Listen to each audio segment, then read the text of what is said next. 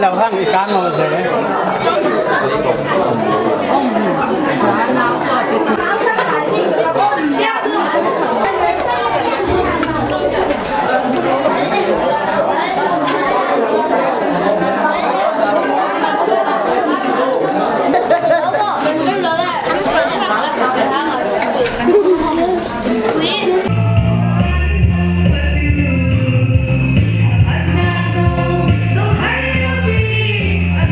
lỡ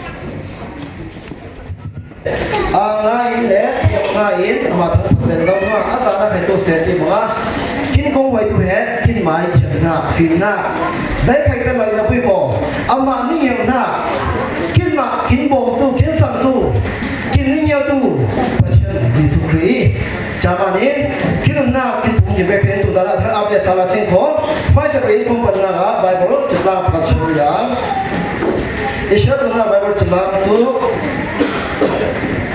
Hebrew apui dah semua amo para adeu kulon nasai syara Hebrew para kulon nasai mihadlam te ai bonde bangin kin pungkhom de na chongha sing chati ison lo in ol chom lo in khat le khat tha sau du nga sing zaima in ti fangin boy pa nya kya nong am hang i ti ling tu ising Insyaallah kacang hem, baru kacang hem, pecel from Petrusek. Songan ada ya. Junung berkin boy pakin pecel kin ang tunzan, mais berzana kai tu set ang atrin.